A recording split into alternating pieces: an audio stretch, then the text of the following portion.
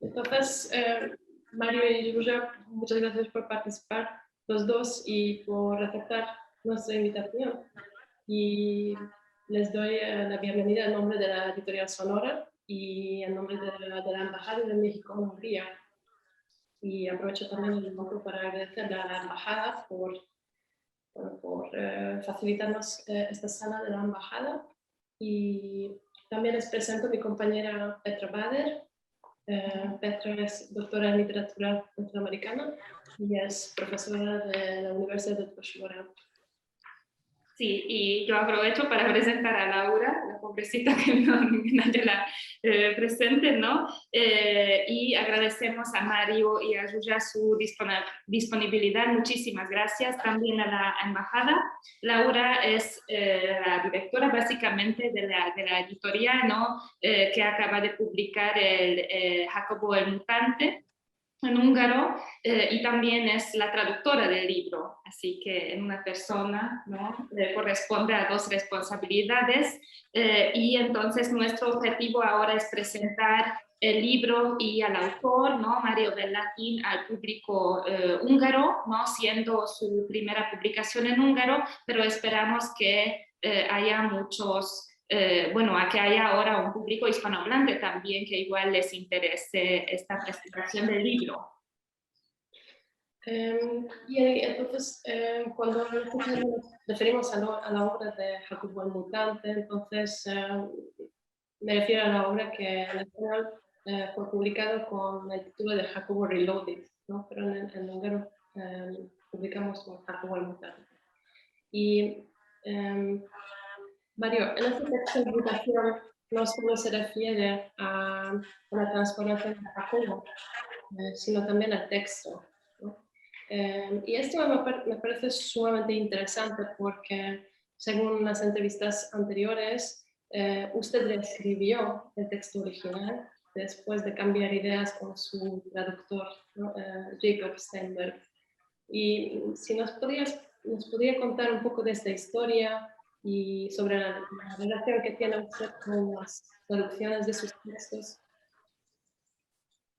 Sí, bueno, ¿han publicado Jacobo Reloaded o Jacobo el Mutante? Es la gran pregunta porque son dos libros. Claro, Jacobo Reloaded, traducido en húngaro con el título de Jacobo el Mutante, ¿no?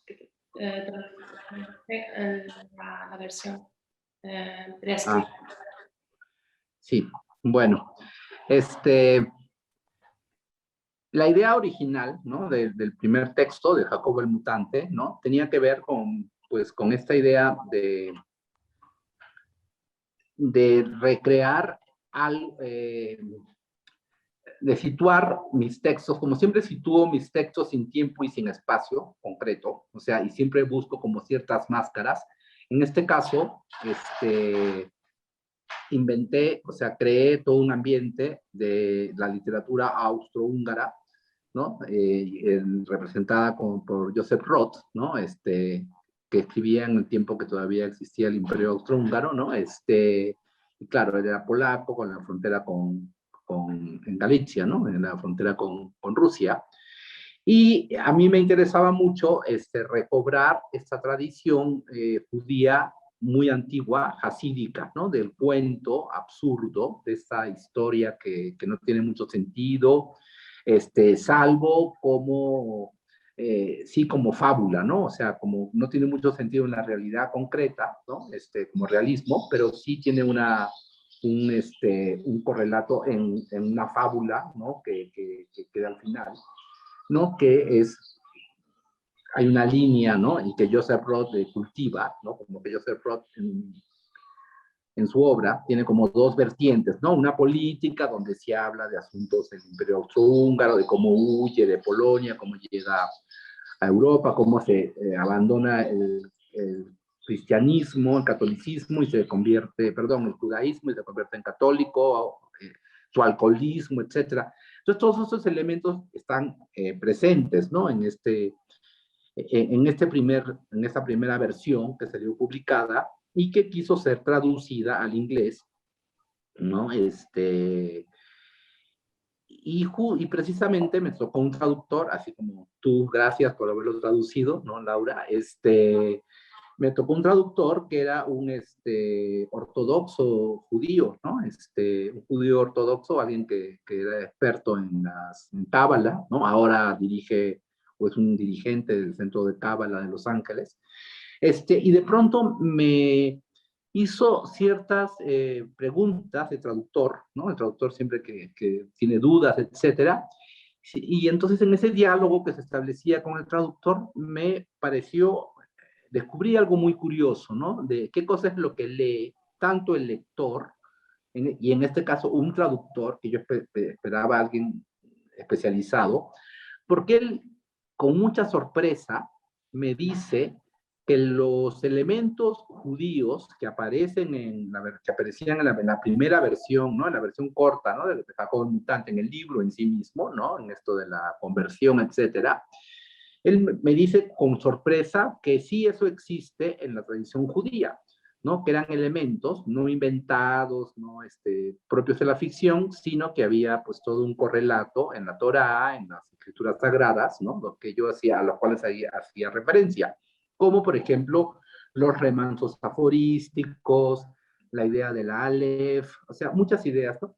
Pero a mí me sorprendió muchísimo que un traductor me hiciera esas preguntas, porque, pues, eso es lo que suele pensar quizá un lector muy primitivo, ¿no? Respecto a un autor de ficción, ¿no? Que un autor de ficción inventa cosas libres, ¿no?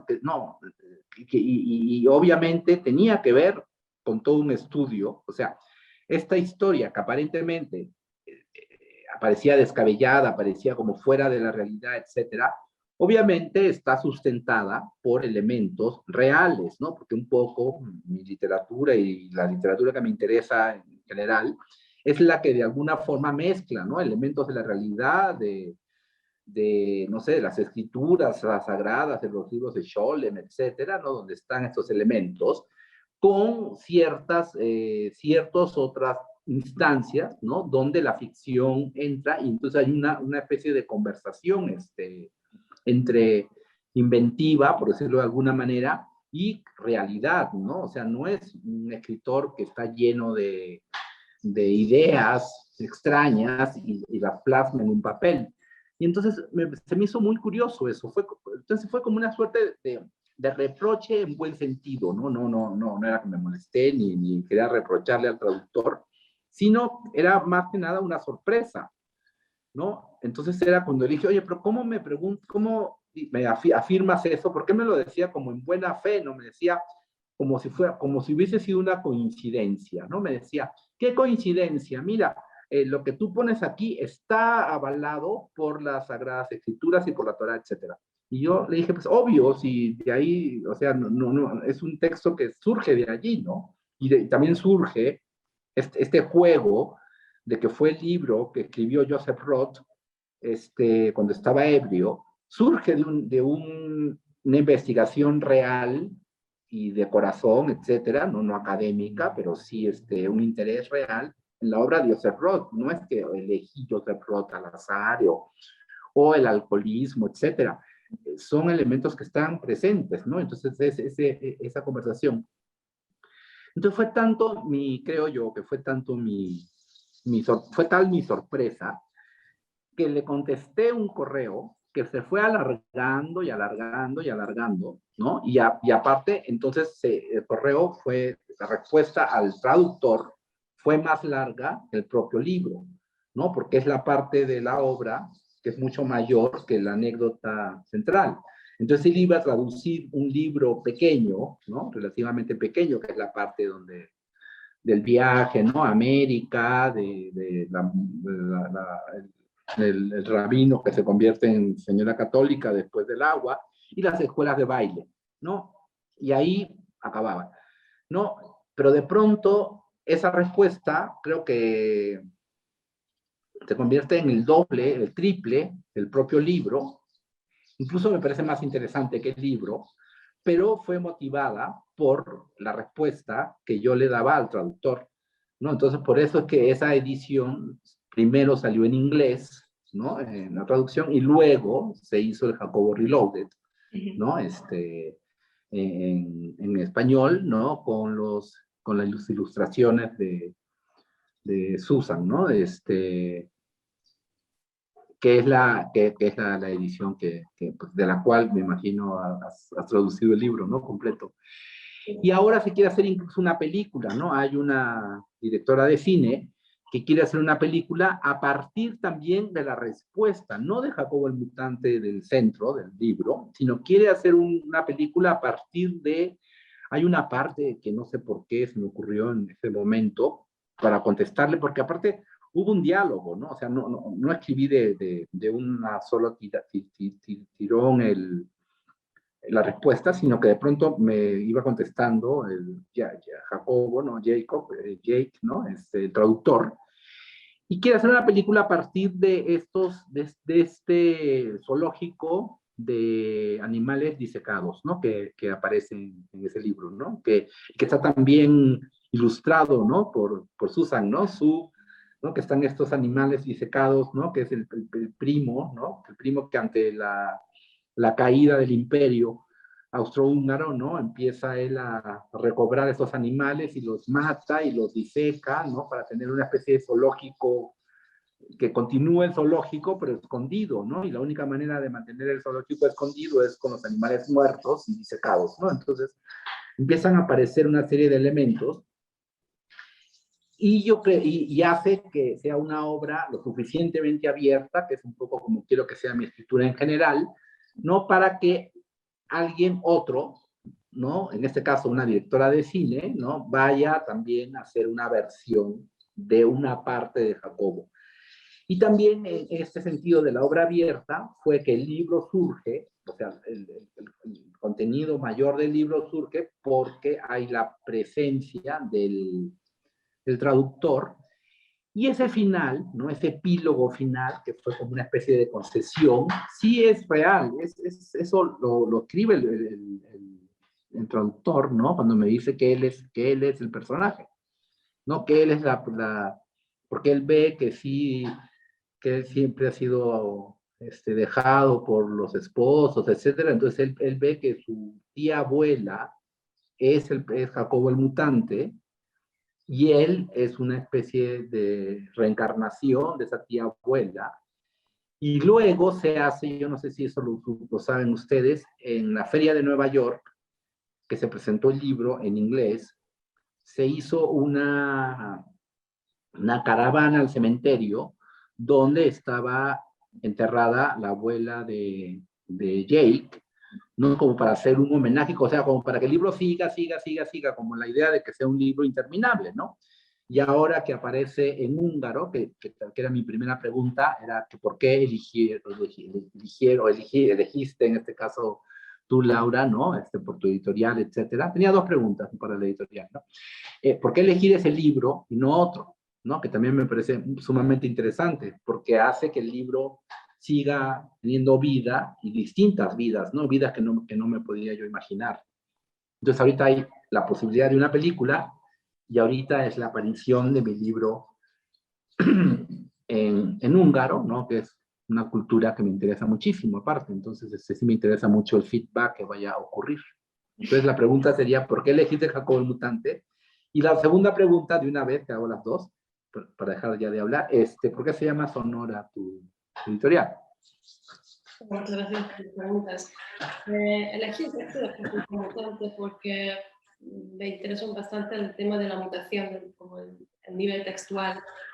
Cuando decidí traducir Jacobo el Mutante, ya me dijeron, bueno, que usted ya no quiere trabajar con este texto original, sino quiere trabajar simplemente con la reescritura de este texto. Y entonces ya fue aún más interesante esta mutación.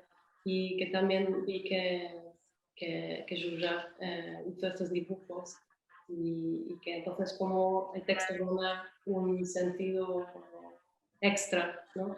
Y por eso.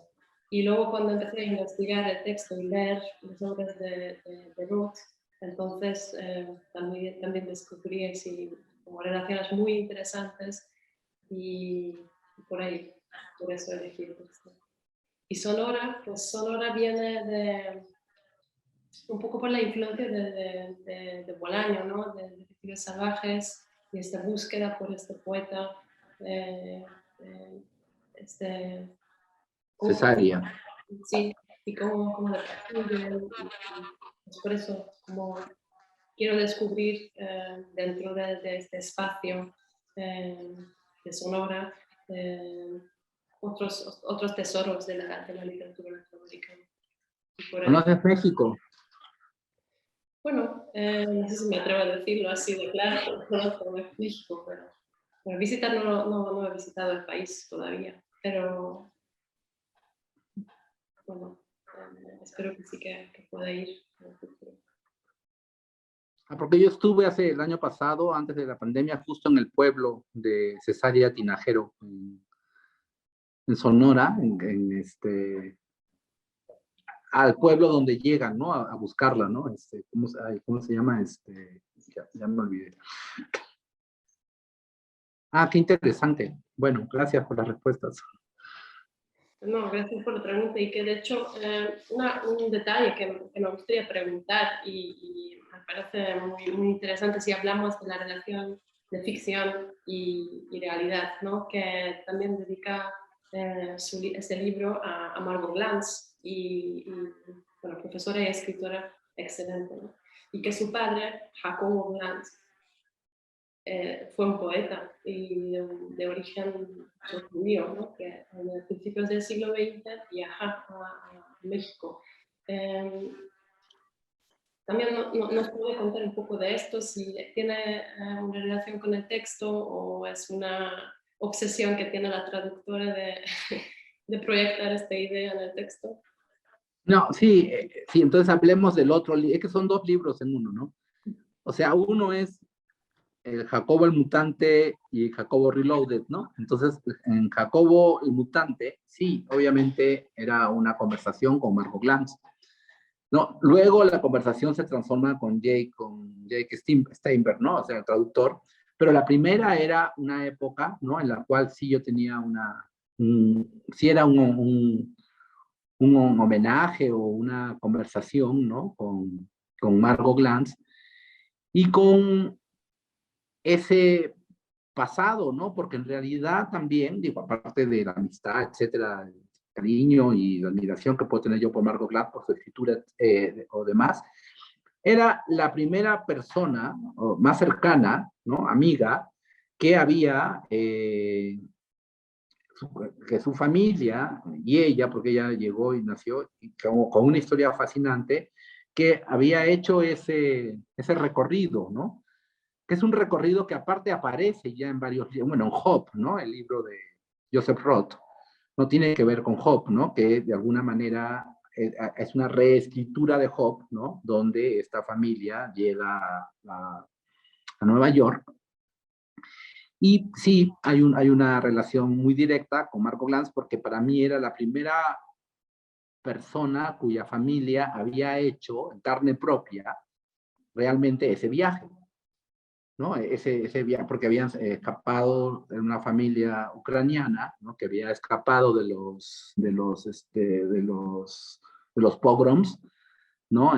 Soviéticos, y entonces había emprendido el viaje, y aparte que había surgido también la casualidad, que es un poco lo que a mí me interesa muchísimo, que transcurre tanto en Hop como en la obra de Roth y en Jacobo el Mutante, porque Margot Glantz ahora sería una escritora norteamericana, ella no tendría por qué ser mexicana, ella sería, no sé, una especie de Susan Sontag o algo así, porque estaban yendo, o sea, estaban saliendo, ¿no? De los pogroms, ¿no? Así como los personajes de Roth y Jacobo,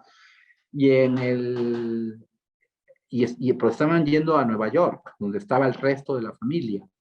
Pero ese barco en el que ellos iban fue el primer barco que ya pidieron visa. Entonces fue el primer barco que no pudo entrar.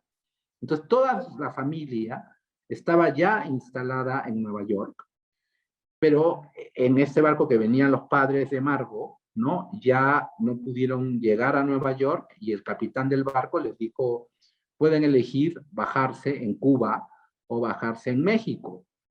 Entonces ellos se bajaron, los dos padres, ¿no? Un año antes de que Marco naciera, o sea, en el año 29, en el año 28, 29, y de pronto se encontraron solos. Entonces eso también me pareció impresionante, porque el capitán me dijo que les dio como, no sé, $20 para que pudieran vivir, ¿no? Y se quedaron aquí en el puerto de Veracruz, ¿no? Porque en la Ciudad de México no hay puerto, ¿no? Entonces queda como a muchos kilómetros.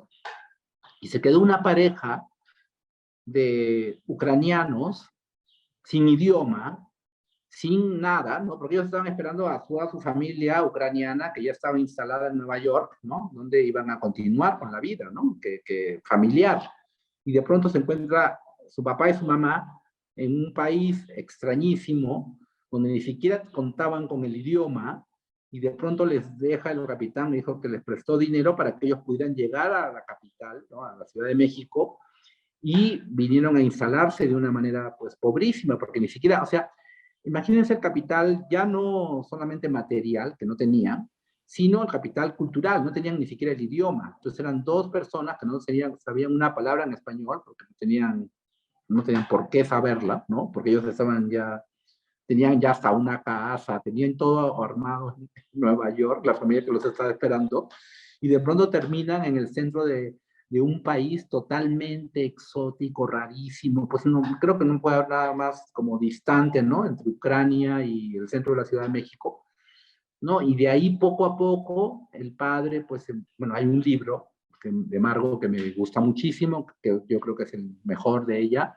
que se llama Genealogías, que es antes de que el padre muera, ella toma grabaciones, ¿no? Empieza a grabar, ¿no? Y va contando todo ese proceso de inserción en la Ciudad de México, ¿no? Donde termina siendo también un prominente poeta, ¿no? Él se convierte en un ser, en un elemento de la cultura mexicana y también de la neoyorquina, porque él nunca abandona, y es algo que yo cuando voy a la casa de Margot Glantz siempre visito, es la máquina de escribir, que curiosamente es muy parecida a la mía, ¿no? Yo tengo una Underwood portátil del año 15, con la que sigo escribiendo, con la que estoy escribiendo estas mutaciones a las cuales te referías, Laura, pero ella tiene también esa máquina muy parecida, pero en Yiddish, ¿no? Con las letras en Yiddish, y el padre desde México,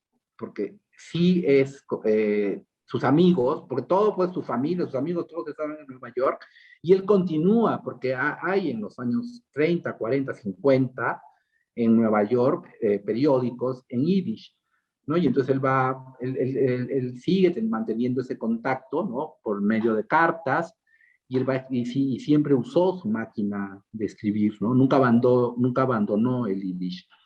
Entonces todo ese mundo tan extraño, tan novelesco, ¿no? Tan literario, ¿no? La historia grande, por decirlo de alguna forma, pues sí, por intermedio de mi amistad con Margot Glantz era como el vínculo, ¿no? Con ese mundo, ¿no? De manera real, ¿no? Porque yo lo tenemos, ¿no? Todos a partir de los libros, ¿no? Como tu relación con Sonora, ¿no? Es a partir de Bolaño, etcétera, ¿no? La mía también puede ser a partir de los libros, pero siempre hay como personas, ¿no? Amigas, incluso, que lujo, ¿no? Personas muy cercanas que pueden ser vínculos reales, ¿no? Con esa gran historia de la cual, pues, uno tiene como una imaginería, una idea así como abstracta, ¿no? Entonces, sí hay una relación. Pero sobre todo en la primera versión, ¿no? En el Jacobo pequeño, en el Jacobo antes de que apareciera Jacob Steinberg. Sí, rodeado de judíos, imagínate, todos. Es un libro rodeado de judíos, sobre un judío que al final termina muriendo católico, ¿no? Es como curioso.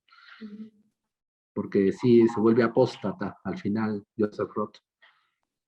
Que es un poco lo que le pasa al personaje, ¿no? Cuando se mete al lago. Bueno, y muchos, ¿no? Aparte que también los apellidos, etcétera, los nombres que son impronunciables, ¿no? ¿Cómo le dijiste a Susan? Perdón. Shusha. Shusha. Yeah. para decirle, sí, porque aquí cambian los nombres, porque pues ya son impronunciables, ¿no? O sea, entonces, ya hay muchos apellidos aquí, pues sí, que los cortan, los cambian, sí, había un problema también, justo Margo me contó, ¿no? Que había un amigo de sus padres, que pero se apellidaba Culo, ¿no? Entonces era el señor Culo. Entonces tuvo que cambiar Kulkowski, no sé, se cambió, ¿no? Porque era el señor Culo. Entonces no sonaba muy bien, ¿no? Cuando llegó a México. Sí.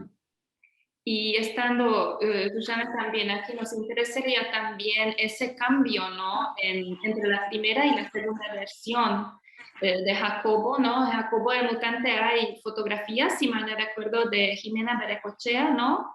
Y luego, ¿cómo surgió la idea de las ilustraciones, ¿no? Con el cambio del texto es algo natural, digamos, entre comillas, que quiso cambiar también, en vez de fotos, poner ilustraciones, o cómo surgió esa idea de colaboración. Y no sé si Yuya puede también contarnos, ¿no? su experiencia un poco, y también Mario. Sí, que empiece tú, Susana. Tú. Bueno, yo empiezo un poquito, no voy a hablar mucho. Es que el libro cambió por completo, porque ya el trabajo de Jimena Berecochea, que me parece fabuloso, ¿no? Quedan esas fotos eran como pistas, ¿no? Con estos botones extraños, hay como una fotografía muy abstracta, ¿no? Hay un, que funciona muy bien con ese misterio que encierra la primera versión de Jacobo el Mutante, ¿no? Es como para despistar aún más, ¿no? Estos pequeños botones que aparecen en el agua, en el pasto, ¿no? Pero aquí ya, como el libro cambió ya a algo ya casi costumbrista, diría yo, o sea, porque creo yo que el Jacobo primero era más como simbólico, ¿no? Era como que jugaba más con lo jasídico, con la idea esta, ¿no? Como de la parábola, ¿no? Y del lugar común, ¿no? El, del, de los migrantes, ¿no? La migración masiva que hubo, pues, de Europa, del siglo XX, ¿no? De Europa, de Asia Menor, de Europa a América, ¿no? Es por mil razones, ¿no? Desde los pogroms, la Segunda Guerra, el nazismo, los nazis, o sea, sí hubo un movimiento grandísimo, ¿no? De poblaciones, de migración, ¿no? Y entonces, esa primera versión toca el tópico general. Entonces, por eso me parecía interesante, y bueno, y aparte fue una propuesta de Jimena Berecochea, hacer algo más abstracto. Pero ya cuando empezó a tener el diálogo con Jacob, ¿no? Con Jake, con el traductor, se convierte ya en algo mucho más corpóreo, mucho más real, ¿no?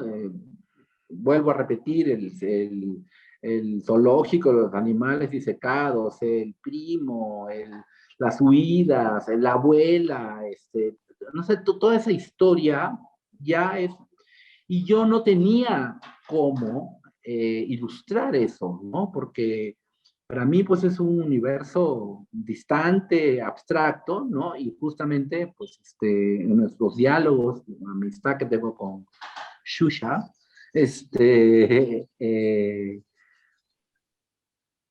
pues fue surgiendo, ¿no? A partir de las conversaciones, porque era en vivo casi, porque yo le iba contando lo que me estaba diciendo, ¿cómo se llama? La correspondencia que yo estaba manteniendo con Jay.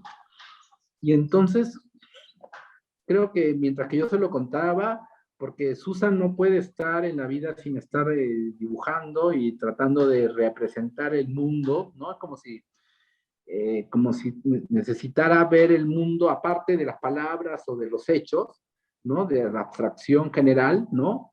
Necesitara como reinterpretarlo y reentenderlo, ¿no? A partir de imágenes, ¿no? Es como si lo volviera virtual, ¿no? O sea, como que lo virtualiza a partir del dibujo, del lápiz, ¿no? Y entonces era como, mientras íbamos hablando, de pronto era como ver cómo iba empezando a surgir todo este universo, que es otro, ¿no? Es un universo paralelo, ¿no? Que es también lo que me interesaba mucho, ¿no? Porque, y a partir de eso, pues sí fue que tomamos juntos la decisión, ¿no? Cuando tomó Susan, ¿no? Que sí quiso entrar en esta aventura. Y yo lo que le pedía era que si se pudiese hacer un mundo paralelo, no ilustrativo, o sea, porque estamos acostumbrados, ¿no? Al mundo de la imagen y la letra, ¿no? Siempre o la letra está subvencionada, o sea, es como en favor del texto o viceversa, ¿no? Un texto que quiera ilustrar, hablar de una imagen. Entonces la idea era que sea en paralelo, ¿no? O sea, que sean dos universos, ¿no? No sé, Susan, ¿qué? Sí, sí, sí, de hecho sí, ¿te acuerdas que estuvimos platicando del, ¿no? Como que me decías, ¿qué piensas? Me mandabas también los textos por partes, ¿no? Por tu WhatsApp y luego estábamos platicando y cuando ya me pasó el libro entero, Mario, le dije, estaba tan complicado que tenía que dibujarlo. Entonces, de ahí más o menos venía la idea, ¿te acuerdas? Como, porque decía, no, Claro. pues este personaje se transforma al otro, no sé qué. Y entonces yo, poquito a poco, como hice una especie de mapa mental, no sé cómo se diría, pero en realidad era para mí, para entender el libro. Pero cuando Mario lo ve, dice, ¡ay, pues está genial! Pues ¿por qué no partimos de esto? ¿No? Entonces, como que eso es lo que yo me acuerdo más, como de este mapa que realmente lo hice para mí y son como pequeños muñecos lo que ven así en el medio del libro, que son los mapas. De ahí partió. Y luego, de hecho, el editor de Estados Unidos le gustó tanto que ahí en Estados Unidos pidieron justamente la portada también con este mapa mental, no sé cómo podríamos decirlo. Pero yo creo que para mí sí, eso fue interesante, ¿no? Porque hay tantas transformaciones en el libro que simplemente como a través del proceso del entendimiento, pues ya surgió y Mario le encantó. Y luego después ya las decisiones visuales, ya hasta el final hay como una serie de un catálogo de retratos, son otro tipo de dibujos y luego al principio, como el primer taxidermista y el baile y todo esto, y luego surgieron en el camino, pero el primero fue el mapa, ¿no? Y que es el mapa, que es la portada de la edición en inglés. ¿No? Que la edición en inglés tiene la tapa y la contratapa, ¿no? Es todo las relaciones entre los personajes, porque pues sí, se empieza a complicar, me parece. Es que también hay otro elemento que sí debo confesarles, es que yo ya me he olvidado un poco del libro, ¿no? Entonces por eso es que yo escribo para olvidarme, entonces sí me acuerdo de las academias, o sea, me acuerdo levemente de cosas, ¿no? Como si yo fuera un lector así medio con problemas mentales. Entonces, me acuerdo de solo ciertas partes, ¿no? Y entonces a veces me hace falta esos dibujos para ver, mira, ese es tal y es tal, ¿no? Porque sí. Y de hecho me Sí. dijiste también como que estaba chistoso porque pues, este mapa sí es totalmente inentendible en realidad. O sea, lo hice para mí y me decías, no, está increíble porque a la vez se ve todo complicado también en tu mapa, ¿no? Como que no, tampoco trae tanta claridad, pero como que ahí uno puede ver como las pequeñas cosas. Claro, es otra lectura también, ¿no? O sea, es otro ordenamiento del mundo, ¿no? Que para mí la escritura es eso, ordenar el mundo desde un punto de vista particular, ¿no? Por eso son los autores que me interesan, ¿no? Acercarme a ellos, ¿no? Tanto de literatura, de cine, de pintura, etcétera, son los que reordenan el mundo de otra manera, ¿no? Por eso huyo tanto de las escrituras o el arte, etcétera, estandarizado, ¿no? Donde ya sabes lo que vas a encontrar. Entonces lo que me interesó muchísimo en el trabajo de Su fue ver que era otra manera de ordenar el mundo, no para esclarecerlo, como bien dice, sino para confundirlo tal vez, pero no importa, sino lo importante era que era para hacerlo distinto, ¿no? Para crear como realidades paralelas, ¿no? Como es la idea de la película, que la película va a ser solamente de la parte del zoológico de los animales disecados, ¿no? Entonces va a ser una película de zoológicos disecados, cosa que me parece genial. Y también no sé si trabajaron entonces en otros proyectos juntos, en otros libros. Mari. Está hablando así, ¿no? Está hablando ¿en qué estás hablando? Que no escuché. Si Está trabajaron, entrecortado. Yo pensaba Un que estabas poco. hablando en húngaro. si trabajaron Perdón. juntos en otros proyectos o libros, Ah, sí, es aparte que se Sí, entrecortó y pensé que estaban ustedes hablando en húngaro entre los no dos. sé si se entrecortó, sí, nada más, yo también escuché nada más como juntos, y ya. Ajá. Y yo dije, ay, mira qué bonito suena el húngaro. perdón, perdón. Cortado. No fue la línea. Hicimos muchos proyectos, sí, y estábamos pensando hacer más también. Yo quisiera hacer muchos más. Sí, hicimos un libro, El perro de Fowey, que es un libro que se deshizo. O sea, hicimos muchos libros. Pusimos una editorial también, hace una editorial como alternativa, que se llamaba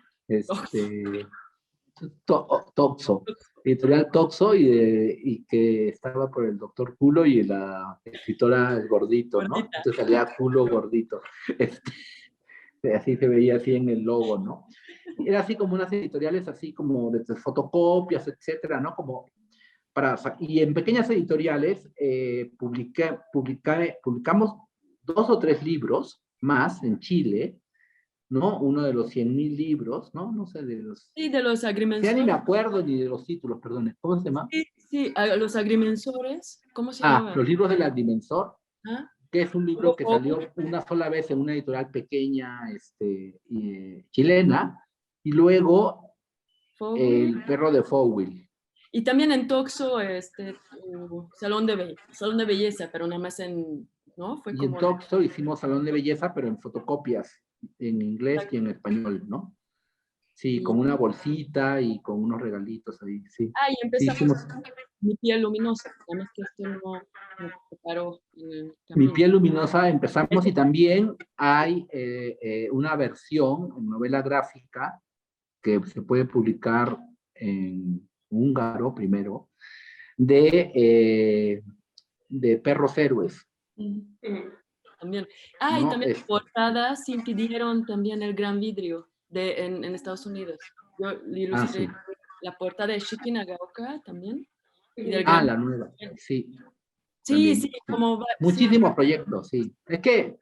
Sí, es que ya no, sí, muchísimos. Y bueno, sí, Perros Héroes pero Perros Héroes es ya un libro autónomo. Eso que me interesa a mí, ¿no? Porque Perros Héroes es como una novela gráfica casi, ¿no? Y Mussolini, con Alfaguara. También, Retrato de Mussolini con familia, Sí, claro, también. que es un libro muy lindo, una edición muy rara, muy, muy, muy linda, como si fuera una libreta Moleskine, no sé si lo han visto, publicado aquí en Alfaguara, tapa dura, y son como que yo escribiendo en mi máquina de escribir, o sea, yo lo escribí realmente y después se pegó y se imprimió el libro, ¿no? Y entonces la primera mitad, una parte del libro está contada en texto, y después la otra mitad del libro está contada en dibujos, ¿no? Y entonces el reto para Su era cómo alguien pueda leer el libro solamente con imágenes, ¿no? Sin Y ahí palabras. regresa la idea ¿no? de los mundos paralelos un poco. En esto Sí, pensamos, como ya de hecho separa la primera parte puro texto y la otra parte puro dibujo, pero la parte visual reinventada, digamos, ¿no? O sea que el maravilloso texto de Mario y al lado como recontado visualmente, pero ya no como libro ilustrado. Empezamos a tener esta idea, ¿no? Hacer como libro objeto también. sí, como 2 universos, que es un poco lo que decía, ¿no? O sea, que no sea sujeto el dibujo al texto, o sea, repito, ¿no? Ni el texto al dibujo, ni el dibujo al texto, sino que cada cual tenga una autonomía y pueda ser leído por sí mismo. No, porque sí está terminado, ¿no? El perro cero, eso tienes, ¿no? Pero ese es mi piel luminosa, pero ese es, no, mi piel luminosa está completamente acabado. Perros, no sé. Tenemos una... Sí, del señor, del hombre inmóvil. Sí, yo sé, pero este se quedó en partes. No, no teníamos, solamente había que ponerle una frase debajo, ¿no? Sí, pero empezamos y ya como quedó ahí, no sé. Sí, bueno, pero sí tenemos muchos proyectos, millones de proyectos, y vamos a retomarlos. Sí, exacto. porque ahora estoy yo metido en una cosa así como muy compleja, porque ahora lo que quiero es eso que tú decías de las transformaciones y justamente lo que te interesó. Por eso me encantó que empezaras así con ese interés.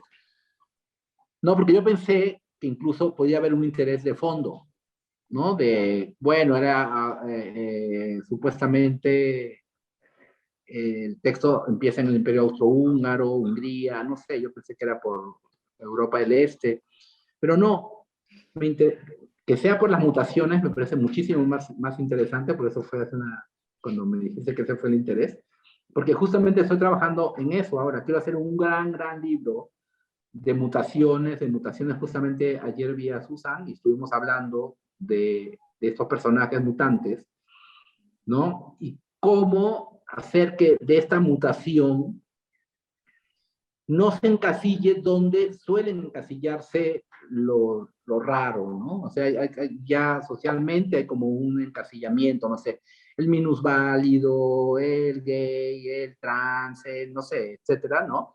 Y entonces, ¿cómo de alguna manera hacer que esos otros, que de alguna manera, pues ahorita me pongo a pensar, es justamente lo que estamos buscando, digo, en el caso de Susan, a quien conozco de cerca y sé qué cosa busca también cuando ve un libro o ve a un artista visual, ¿no? Que es justamente es el raro, el otro, el que no es el común, ¿no? Entonces, justamente también eso si lo traspolamos al personaje en sí, ¿no? Es como no colocar a ese raro en un espacio como medio oscuro, ¿no? O medio ya determinado, ¿no? Sino mantener ese lugar trans, por decirlo de alguna manera, ese lugar confuso, Dasein, no sé, que está haciendo, que no es definido, ¿no? Porque la sociedad se trata siempre, ¿no? De definir y al mismo tiempo dejarlo lo definido en un lugar preciso, poner una etiqueta y es como una suerte de lo siguiente, ¿no? Como de epitafio, ¿no? Decir, bueno, esto es así. Entonces siempre es tratar de escapar de ese lugar único y de allí viene esta idea de las mutaciones, ¿no? Y por eso, pues para mí es o sea, hay una complicidad grandísima con Susan porque justamente los dos compartimos esa idea de la vida también, ¿no? Ya no solamente del arte, sino de la vida. Y los autores que nos interesan de cualquier disciplina son precisamente los que hacen un trabajo único, irrepetible.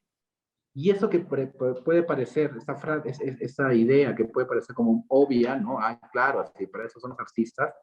En la realidad no lo son tanto, ¿no? Al contrario, los lectores quieren un libro que ya conocen, o sea, quieren leer un ensayo de algo que ya saben, o quieren ver una película que ya conocen la fórmula. ¿Sí, ¿no? O sea, son raros cada vez menos los espectadores, lectores, no sé, y los autores, ¿no? Que de alguna manera quieran caminar por senderos que no son conocidos, ¿no? De riesgo, ¿no? Justamente ayer estábamos viendo, me enseñé un libro yo tengo justo, ¿conocen a esta chica que se llama Kate Tempest? Que es una ensayista inglesa, ¿no? Joven, que está haciendo una especie de boom así de la nueva filosofía, y es un tratado así de una elemental, así de, para ser felices hay que reunirse y ser buenas personas y no matar, no comer vacas, no sé, digo cosas obvias, ¿no? O sea, como que, y no sé, entonces, y hacia eso creo que tiende el mundo, no sé, ojalá que no, ¿no? Y hay lugares en este planeta, ¿no? Que yo tengo ya como detectados, ¿no? Que es, por ejemplo, Uruguay, ¿no? Por ejemplo, para mí Uruguay en lengua castellana, ¿no? Es Uruguay, ¿no? Donde de alguna manera todavía hay un culto a una escritura o a una literatura que escapa de normas o de estándares, ¿no? Hay una tradición allí. Otro es Austria, ¿no? También hay una gran cantidad, en el siglo XX, ¿no? De autores austriacos, ¿no? Que los alemanes quieren decir que son alemanes, pero son austriacos. Y otro, pues yo creo, el último bastión que me queda, no sé, para mí es Hungría, ¿no? Y por eso me interesa muchísimo este libro, que este libro salga en Hungría, ¿no? Porque pues no sé, los autores vivos que más me interesan en literatura, pues son húngaros, ¿no? Peter Nadaš, Krasznahorkai, no sé cómo se pronuncian, Krasznahorkai. Se entiende, se entiende. Krasznahorkai. Loslo, Nadaš, no sé, bueno, pero hay ahí algo que yo siento que hay como una suerte de resistencia aún, ¿no? Bueno, y desde siempre mi libro de cabecera de Attila József, ¿no? O sea, como Attila József, no sé cómo. Attila József. József Attila. ¿Cómo? József Attila. Sí. József Attila, pero yo pensé que Attila era primero, no. József No, Attila. en húngaro es al revés, nada más. O sea, sí, solo en húngaro. Por eso, O sea, yo pues. soy Skurka Zsuzsanna. Es como, sí, sí, es al revés, pero solo en Hungría. En el resto En del Hungría mundo, sería sí, al revés. Attila József. Attila József, así. Y entonces siento que hay como lugares como de resistencia, como de gente terca, ¿no? De gente que no sé. Y yo no sé si sea porque el mercado no llega, o porque son grandes transnacionales, porque no hay mucho dinero circulante. Yo no sé que puedan ser como secuestrados, ¿no? Por la gran industria, no sé. Pero son estos lugares que sí tienen características, pues, peculiares, no solamente artísticas, sino también sociales, ¿no? Y Hungría siempre me ha llamado la atención porque siempre lo veo pues como un lugar como de paso, como de encuentro, ¿no? Justamente ayer con Susan estaba diciendo que yo veía Hungría, porque Susan está haciendo un libro maravilloso, una novela gráfica, ¿no? Sobre 20 años o 30 años en Hungría, ¿no? Que lo hace con una especie de paralelo con cosas que pasan aquí en México. Y de alguna manera pues era como ver, siempre yo he visto Hungría, ¿no? Como un lugar como de encuentro, como, pero de paso, de encuentro, pero de paso, ¿no? Lo más cercano que se me ocurrió, que no es muy creativo, pero pues puede ser ilustrativo, es como el árbol, el cruce de caminos donde está de Godot, ¿no? Donde están los dos personajes esperando a Godot, ¿no? Entonces Hungría se me hace un poco eso, ¿no? Que de pronto pasa, y pasa alguien y deja un residuo, ¿no? Porque siento que Hungría, aparte veo, por lo que veo, etcétera, ¿no? Siento que pues hay restos del imperio, después hay restos del comunismo, después hay restos de los gitanos, después hay restos de la presencia musulmana que puede haber, no sé, entonces hay como que, y de pronto se van acumulando estos lugares, y no como un lugar de llegada, sino como un lugar de paso, ¿no? De cruce, ¿no? De esperando algo que nunca llega, ¿no? Como ese Godot, ¿no? Porque siguen esperando y no sé, y de pronto viene un gobierno de esos hermanos, de los hermanos gemelos, ¿no? Ultraderechistas, ¿no? Que uno dice, ¿y estos qué son? ¿De dónde aparecieron? Parecen como una especie de los rusos, ¿no? Que estuvieron allí, después se fueron y después se fueron quedando, pero cada vez que pasa esta historia, ¿no? Y cuando vi el libro de Susan, ¿no? Que fueran 30 años y veía que pasaban y dejaban restos, ¿no? Y se iban, y no se quedaban, pues, o se quedaban o dejaban rezagos, ¿no? Entonces yo me imagino que es como una especie de Frankenstein, no sé, de cultural, ¿no? Y que eso hace posible que surjan nuevas formas de encuentro, nuevas formas de vida, nuevas formas de relación, nuevas formas de hacer arte, ¿no? Y eso me interesa muchísimo precisamente porque son particulares, ¿no? Porque justamente de lo que hablábamos, o lo que yo hablaba hace un rato, era de la estandarización generalizada mundial, que con esta pandemia yo creo que incluso se ha acrecentado, ¿no? O sea, la gente quiere leer cosas estándar, ¿no? Y quiere ver series estándar, y quiere ver plataformas, y entonces, no sé, en Hungría vemos lo mismo en Netflix que vemos en la misma serie policial danesa, la vemos aquí, la ven allá, y no sé, como esa globalización estándar, ¿no? Pero hay lugares, espacios cada vez más acotados, ¿no? Donde hay una suerte de rebeldía, ¿no? Y es lo que yo siento que puede haber en Hungría o en lugares que todavía no están como arrasados por esta modernidad plena, ¿no? Y chata y sí, universal, ¿no? Que da lo mismo estar en cualquier lugar, ¿no? Creo yo, siento. Bueno, conozco mucho Uruguay y en Uruguay siento eso y por lo que conozco, veo de las cosas, algunas que se hacen en Hungría, siento que allí todavía hay posibilidad de eso, ¿no? Entonces, cuando creas las máscaras, ¿no?, de narración o estas retóricas falsas, como también suele llamarlos, esta visión forma parte de la elección de estas máscaras. O... Sí, sí, por ejemplo, lo japonés, ¿no? Mis libros japoneses, ¿no? Que Su hizo alusión, ¿no? Que hizo ahorita la nueva portada, porque yo odiaba la portada que habían hecho en Estados Unidos. Hicieron una portada horrible, yo no sé, una nariz, porque Chicken Nagaoka, el libro, ¿no? De la nariz gigante, hicieron una nariz que le salían como unos granos, no sé qué le salía, la nariz era horrible. Y entonces yo hice una presentación, hice presentaciones en Nueva York, ¿no? Entonces iba a las librerías de Manhattan, donde vendían el libro, iba con una tijera yo, porque aparte quedaba precioso, entonces entraba a las librerías, sacaba mis libros y le cortaba la portada, ¿no? Le cortaba la portada y quedaba muy lindo porque quedaba vacío y se veía la segunda página, justo coincidía con el título, ¿no? Entonces había como un segundo título y entonces, bueno, algunos libreros se molestaron un poco, les parecía raro, pero otros se aunaron y empezaron a tomar fotos y todo era como una especie de happening, ¿no? De performance, ¿no? Que yo llegaba a la librería con mi tijera a cortar la nariz esa tan horrible, ¿no?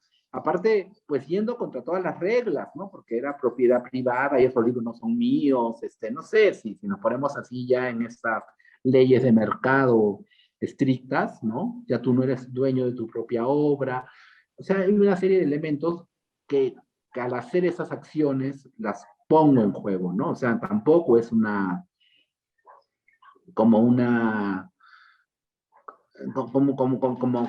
una butad, como una cosa, ay, voy a cortar mis libros porque no me gustan. No, hay todo un poner en juego una serie de elementos, ¿no? De la presencia del autor frente a su obra, frente a sus libros, la estética, etcétera, ¿no? Entonces sí, recorría las librerías de Nueva York cortando las portadas de los libros, ¿no?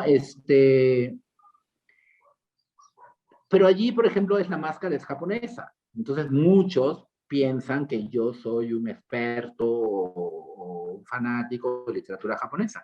La literatura japonesa me interesa, como me interesa muchísimas literaturas más, ¿no? Sí, me explico, o sea, sí me interesa, sí hay un estudio, o sea, sí, no hay un estudio académico, pero sí hay una pasión, ¿no? En cierto momento de mi vida, de haberme involucrado muchísimo en la narrativa japonesa del siglo XX, sobre todo, ¿no? Donde pues sí voy descubriendo que hay un elemento en común, por ejemplo, en la literatura japonesa, que es la dicotomía entre tradición y modernidad, ¿no? El siglo XX japonés estuvo cortado por esa duda, ¿no? Que acaba, pues, de manera trágica con una bomba nuclear, ¿no? Porque ellos están en tradición, modernidad, tradición, modernidad, tradición, modernidad. Entonces, y de pronto, entonces tomo esos elementos para hacer los libros. O sea, no pongo a personajes vestidos con kimono y ya, sino hay también hay toda una construcción, ¿no? De esta máscara. Pero siempre sigue siendo una máscara. O sea, no pretendo hacer libros japoneses, no pretendo hacer libros centroeuropeos, no pretendo hacer libros árabes, libros sufis, sino siempre es un no tiempo y un no espacio, pero no, la idea es no repetir el no tiempo y no espacio de manera plano, ¿no? Como que hay otra vez, repetir la fórmula, ¿no? Y hay en esto cierta provocación de los lectores, quizás, o hacia los lectores, o también pienso en ese congreso de dobles que se hizo así muy, muy famoso en París, donde hubo un, no sé cómo llamarlo, engaño, ¿no? del público, porque no se presentaron los escritores invitados. O sea, hay aquí una, no sé, una conciencia de que quiere engañar al lector o quiere provocar o que sea más activo el lector. ¿Qué es lo que espera de sus lectores? Sí, por supuesto, hay una conciencia del escritor. Sí, engaño, no. Hay una palabra en español que será mejor, que es igual, pero será mejor. Impostura. O sea, juego más con la impostura. O sea, no es el engaño, porque el engaño es muy simple, los voy a engañar, voy a invitar a gente para que vaya a un congreso y no hay nadie. No, eso como, te invito a tu cumpleaños y vengan a cenar a mi casa y estoy durmiendo. No, eso como no tiene mucho sentido, ¿no? Es como chiste tonto, ¿no? Entonces engaño. Pero si hay una impostura, tiene algo más que ver, ¿no? Por ejemplo, este congreso de dobles de París, donde no habían los escritores, pero sí habían dobles. O sea, sí, esto provenía de toda una preocupación mía desde cuando comenzaba yo a escribir, ¿no? Entre la dicotomía, otra vez hablando de dicotomías, ¿no? Entre el texto y el contexto, ¿no? Si era importante el texto en sí mismo o si era importante el contexto, ¿no? Y sobre todo en Latinoamérica, cuando yo empecé a escribir en los años 70, 80, ¿no? Había que escribir cosas sociales, ¿no? Había como una especie de obligación que provenía muchas veces de la academia europea, ¿no? Porque me acuerdo que el primer congreso que me invitaron fuera de América, que fue a Alemania, entonces yo estaba feliz porque en ese tiempo yo estaba leyendo mucho autores húngaros, no, perdón, austriacos, ¿no? Que se hacían pasar, que los alemanes los hacían pasar por alemanes porque casi no había literatura alemana muy interesante, sí, excepciones, pero casi los verdaderos escritores que a mí me importaban eran austriacos, ¿no? Sí, bueno, puedo hacer la lista, pero Berghan, sí, bueno, Musil, no sé. Y bueno, y yo llegué, y entonces cuando me invitaron a ese congreso, yo me pensé primero que iba a ser una especie de intercambio, ¿no? Yo decía, wow, voy a ir a Alemania y voy a conocer escritores alemanes de mi edad, yo tenía, no sé, 25 años, 26, de mi edad, y vamos a ver qué están haciendo ellos, qué estamos haciendo nosotros, ¿no? No, mentira.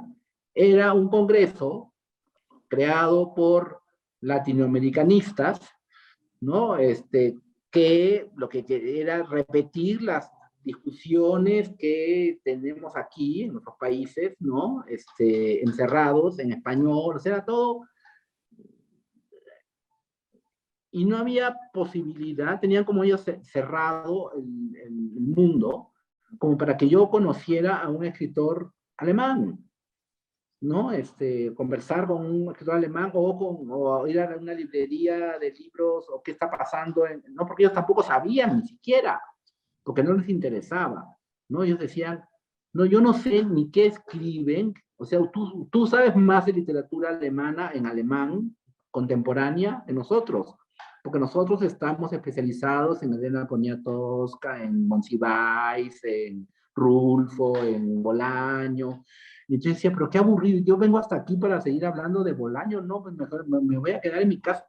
No, o sea, ¿para qué he venido hasta aquí para seguir hablando de que en qué época nació Elena Poniatowska y qué pasó con octubre del 68? No sé, entonces era como que estaba ese mundo cerrado, y aparte lo que sí noté, y eso era lo peligroso, que muchas de las consignas de lo que se debía hacer venía de esa academia, ¿no? De ese interés antropológico, de ese interés social, ¿no? Entonces entonces esto fue como una suerte de venganza también, ¿no? De ir a Europa y llevar a dobles, ¿no? Porque lo que hacía yo era poner textos sin contexto, porque no era que estaba vacío y no había nadie.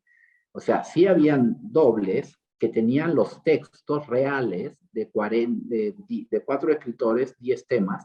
Entonces sí habían 40 temas a discutir. Lo que no habían eran caras, lo que no había era cómo están vestidos, lo que no había eran, ¿cómo se llama? Autógrafos. Eso es lo que no había. Pero todo el resto había. O sea, había congreso, pues.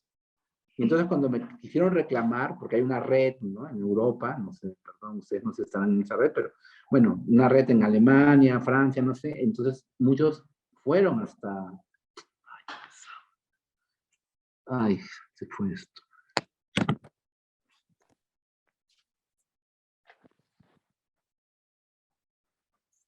Ay, me conecto de nuevo. ¿Están allí? Sí, sí, sí, sí. ¿Me oyen? Ya no sé dónde estoy. Es que como entra, es que eso de hacerlo en el teléfono, Funciona. pues sí entran las llamadas, los mensajes y todo. Bueno,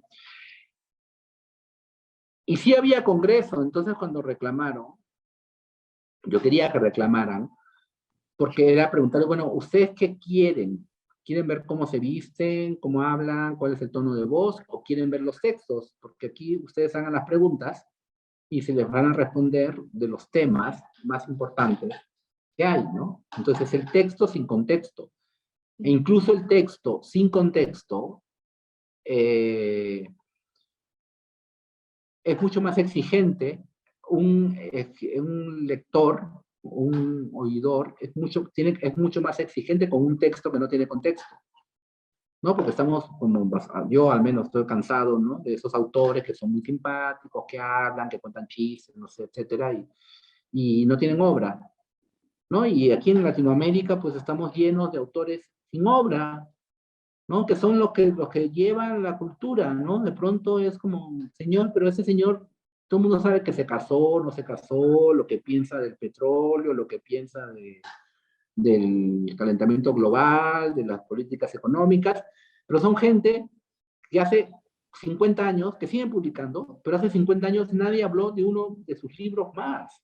Y cuando se menciona la obra literaria de esa persona, son libros que se publicaron hace 50 años, ¿no? Pero siguen teniendo una presencia mediática rara que no está basada en los textos. Entonces mi congreso era justamente eso, era como apelar por la preeminencia del texto en sí mismo, ¿no? El texto literario, porque para mí eso es la literatura, un texto que pueda eh, sostenerse en sí mismo, ¿no? En sus propias reglas de juego, no sé.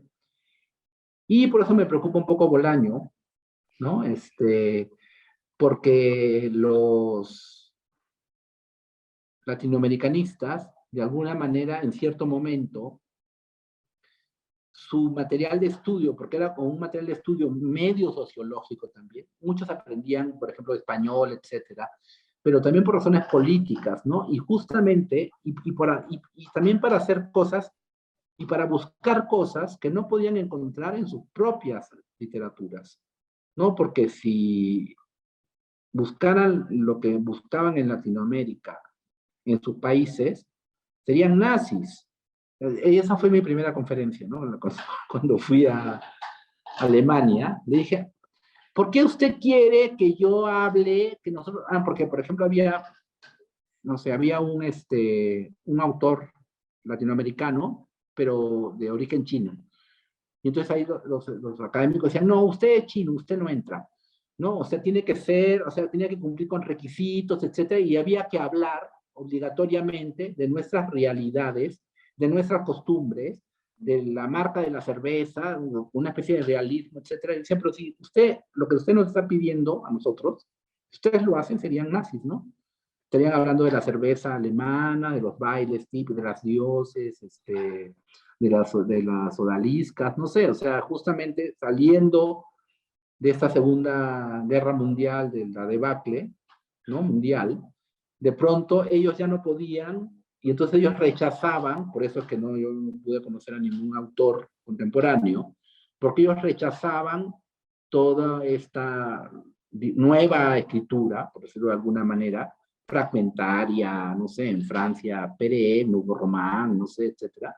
Eso para ellos era como la decadencia, o autores pues extraños, ¿no? Como Balzer o Musil, etcétera, eso era como también decadencia, y de pronto era como querer regresar al siglo XIX, y la manera de regresar al siglo XIX era recurrir a Latinoamérica, ¿no? Que era como que de nuevo nos cuenten realismo mágico, o que nos cuenten cómo sufre el campesino frente al patrón, etcétera. Pero eso es literatura del siglo XIX, y es un realismo bastante nacionalista, ¿no? Sobre todo, ¿no? Ya por no hablar de nazismo, pero sí había como una exigencia de un nacionalismo que tenía aparte que ser sustentado el texto por la presencia y por el accionar del autor, ¿no? O sea, no solamente uno tenía que escribir los libros, sino tenía que salir a la calle, a la plaza, a arengar a las fuerzas populares, ¿no? No sé, se tenía que hacer también una postura política. Y entonces, pero hubo un momento, antes que apareciera Bolaño, ¿no? Que de pronto se empezaron a quedar sin, porque ya ante la decadencia de esos grandes autores, ¿no? Esos autores que hacían así como totalitarios, ¿no? Totalitaristas, no totalitarios, sino que hacían novela total, ¿no? De realismo mágico, de la novela del dictador, etcétera. De pronto empiezan a aparecer nuevas escrituras que me parecen muy interesantes, ¿no? Pero que entonces no encajaban con los planes de estudio, ¿no? De ellos. Hasta que aparece Bolaño, que a mí me parece genial Bolaño, no tengo nada contra Bolaño, pero sí tengo mucho contra el primer capítulo de Los Detectives Salvajes. Porque entonces todos estos académicos que estaban buscando eso de lo latinoamericano lo encontraron allí, ¿no? Y por ejemplo, para mí es una vergüenza que una novela como Los Detectives Salvajes o un autor como Bolaño en Estados Unidos sea leído como un seguidor de Kerouac, ¿no? Como un Kerouacito. ¡Ay! El nuevo Kerouac. O sea, ¿por qué va a ser el nuevo Kerouac? Bolaño es genial en sí mismo. Pero claro, si yo me quedo solamente con esa primera parte de los poetas borrachos, perdedores, contra el sistema, etcétera, ¿no? Calza perfectamente con esa idea, ¿no? Que se tiene de lo que se hace aquí en esta región del mundo, ¿no?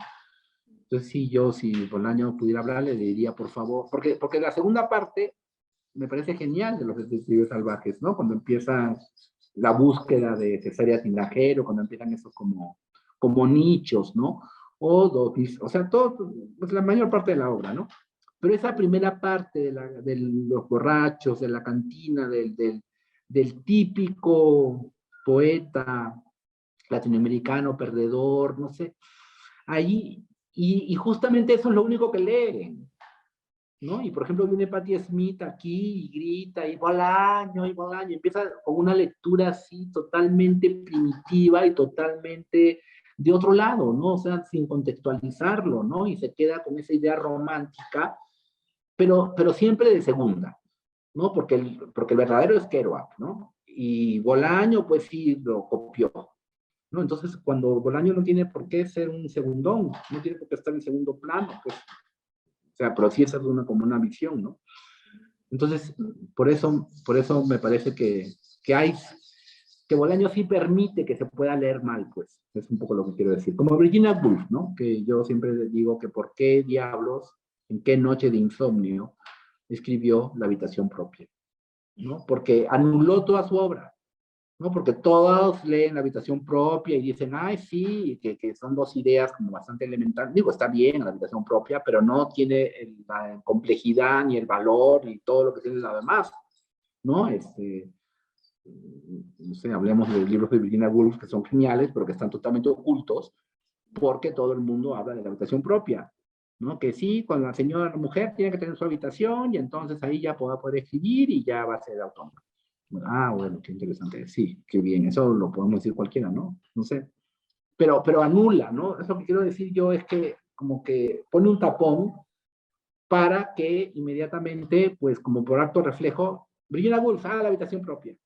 Bolaño, sí, Los Detectives Salvajes, que son esos borrachos que quieren ser poetas y que el sistema, ¿no? Y cuando Bolaño, pues como tú misma mencionas, tiene esa búsqueda de Sonora, etcétera, esos cuentos que ocurren en Sonora, que son casi metafísicos y son impresionantes, ¿no? No sé, bueno, no quiero seguir. Petra, sí, no sé si tenemos tiempo, podemos ver la hora. Pues tenemos tiempo para dos últimas preguntitas así cortas. Si nos permite hacerlas. Una pregunta sobre los monólogos, ¿no? Porque siempre todos sus textos tienen una voz muy peculiar y en la mayoría de los casos tenemos los monólogos. Entonces, si nos puede decir algo sobre esta forma de los monólogos, porque prefiere escribir a través de estos monólogos. Porque tengo la sensación de que como que a partir del monólogo se cierra un mundo, ¿no? O sea, como es una voz aparentemente única, que sale y subjetiva, ¿no? Porque ese monólogo subjetiviza una voz omnisciente, ¿no? De alguna manera hace que la propia voz vaya creando ese universo propio, cerrado, bajo la lógica de un fluir de conciencia, ¿no? Ese fluir de conciencia es el que crea la lógica para encontrar lo verosímil. Incluso intento dar un paso más en ese sentido y he hecho ciertos ejercicios. Y quiero, lo que pasa es que con la pandemia ya, no quiero repetir esa palabra, pero bueno, sí, con esta situación se truncó que yo quería aprender, tomar clases de voz, ¿no? Para encontrar una voz propia y para poder leer esos monólogos yo, ¿no? Entonces, como para que esa escritura, que está en un solo, adquiere una tercera dimensión, ¿no? Y entonces yo siempre leer mis propios textos de una manera peculiar, con una voz impostada, o sea, quería encontrar una voz, ¿no? Que no me molestara. Ay, otra vez. Uy. ¿Me escuchan? Sí. Ya, es que me llena la pantalla de los mensajes. Bueno, eso, que quisiera ahondar en los monólogos, incluso para mandarlos, pues, leídos.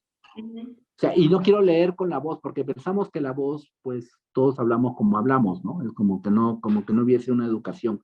Entonces sí me gustaría educar la voz para encontrar una forma determinada de leer esos monólogos. Entonces sí, y entonces sacarlos de la segunda, darles una tercera dimensión, ¿no? Hacerlos como una obra más grande. Qué interesante, ¿no? Ojalá se realice, ¿no? Este proyecto. Sí, lo que pasa es que tomar clases de voz por Zoom me parece un poco como muy retorcido, ¿no? Sí, me gustaría que sea presencial. Incluso me dijeron algo, y eso puede sonar así medio chiste, pero me dijeron que me comprara un loro y que le enseñara a hablar. Entonces, cuando le enseñas tú a hablar al loro, empiezas tú como a hacer prácticas, ¿no? Que no hay mejor forma de practicar para encontrar tu propia voz que enseñarle a hablar a un loro. Pero bueno, esperaré que ya bajen las cifras de los contagios y tener un maestro, ¿no? de voz. Pero de maestro de voz para que encontrar mi voz, para hablar conscientemente. Porque a veces puedo yo impostar la voz, pero pues me dura, no sé, media página, ¿no? A la media página, sí, digo, es toda una técnica, ¿no? Del oxígeno, de cómo, ¿no? O sea, y sí me gustaría, sí. Y el monólogo, por eso es importante. Sí. La última pregunta, entonces. Sí, no, yo iba a preguntar en qué estaba trabajando, pero ya lo mencionó en parte, ¿no? O sea, que está escribiendo también, está trabajando en un texto, pero también entonces un proyecto paralelo, lo de de la voz, de encontrar su voz, va a ser un nuevo texto que va a surgir, un texto sonoro, por decirlo así, que va a surgir de allí, o van a ser textos ya existentes, por ejemplo. No, son los textos es que justamente es que ya no, he llegado a un punto que ya no va a haber textos inexistentes, porque lo que estoy haciendo son como reescrituras desde otra perspectiva, que los hace nuevos, pero de alguna manera uno los va a ir reconociendo, ¿no? Por ejemplo, para poner un ejemplo muy simple para explicar lo que quiero decir, es el salón de belleza, ¿no? Que ya todo el mundo sabe de qué hablamos. Entonces, el salón de belleza, el dueño del salón de belleza ya no es el que imaginamos que es. ¿no? Porque nunca se dijo quién era el salón, entonces todo el mundo se imagina, debe ser un peluquero, ¿no? No. Entonces, el dueño del salón de belleza, cabe la opción de que sea alguien venido de Europa, ¿no? Huyendo de alguna guerra. Y entonces eso hace que se entienda ese rigor que él pone, porque también tuvo que ver con campos de concentración, y por eso impone las reglas del campo de concentración. Y al mismo tiempo, a ese personaje lo mezclo con otro personaje que tengo por allí, que es el pedagogo Boris, que sale en Poeta Ciego, y entonces es alguien que no solamente pone salones de belleza, sino también pone pequeñas escuelitas rurales, ¿no? Porque él lo que desea es, desde una perspectiva del orden, ¿no? Que trae de guerras grandes, de Europa, de otros lados, ¿no? Que tiene que ver también con mi familia, que también por eso hicimos el libro de Mussolini, porque mi familia viene de Italia, ¿no? Huyendo.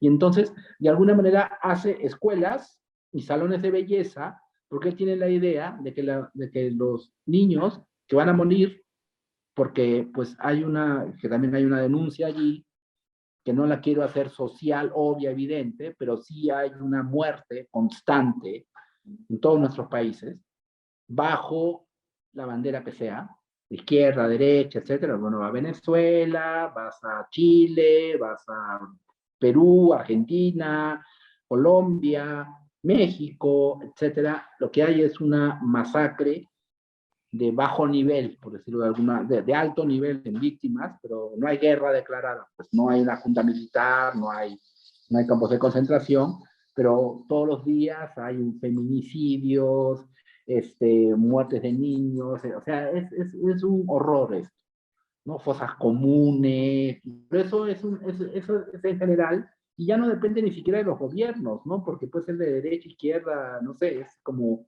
que hay una especie de autonomía de muerte constante, no declarada, ¿no? Como, a ver, declarada me refiero a las juntas militares argentinas, etcétera, ¿no? Que había un gobierno militar que mató a tanta gente, ¿no? Aquí es como desde un anónimo, y aparte que también es curioso que las víctimas casi siempre son anónimas, ¿no? Entonces son gente desconocida que desaparece y desaparece y desaparece y desaparece. Y entonces este personaje, frente a esa situación, cree que la gente debe morir, ya que va a morir, porque ese es su destino, la muerte, que mueran limpios, peinaditos, bañaditos y sabiendo las mínimas reglas de educación, ¿no? Sabiendo así las reglas básicas y todo, porque así uno se muere mejor, ¿no? Se muere así arreglado, limpio y con una cierta cultura, ¿no? Entonces es como una obsesión extrañísima, pero pues frente a esta realidad tan extrañísima, pues ya no hay nada extraño, ¿no? Entonces, por ejemplo, eso aparecería. Entonces aparecería de nuevo el salón de belleza, pero ya no ese salón de belleza que leímos hace 40 años, 30 años, sino sería este salón de belleza que está unido a las escuelas, y hay un pedagogo, y el personaje, el dueño del salón de belleza, ya es alguien que viene, que tiene un pasado distinto al que obviamente le pondríamos, ¿no? Entonces hay como una suerte de reescritura, de buscar veladuras, y también con respecto a la voz, estoy trabajando ahora, estoy haciendo como cortar el texto, estoy haciendo como prosa cortada, por decirlo de alguna manera, que no son poemas, pero de pronto el texto estoy volviendo a trabajar también con la máquina de escribir. Entonces hago en la máquina de escribir textos muy, muy cerrados, incluso sin respetar los márgenes de las páginas, ¿no? Es puras letras. Y luego al pasarlos a digital, empiezo a cortarlos, ¿no?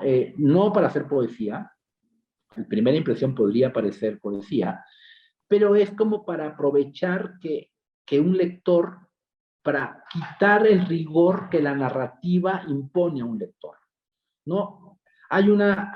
La narrativa impone que un lector entienda y siga, ya no entiendo, ya no sigo, ¿no? En cambio, en la poesía, de alguna manera, el lector puede entrar y salir y puede entrar y salir, entonces es como, quiero eso, ¿no? Quiero que alguien tome el libro en cualquier lugar, en cualquier corte, etcétera. Y como eso de alguna manera lo logró la poesía, ¿no? Que pues cuando leemos poesía no tenemos que saber perfectamente qué dice cada verso, qué quiso decir para pasar al siguiente, sino que de alguna manera podemos ya aceptar un mood o podemos aceptar una idea general o una interpretación propia, ¿no? Para poder continuar con el poema.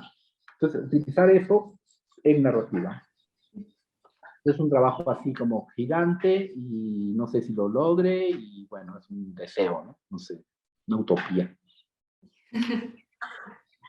Suena muy interesante.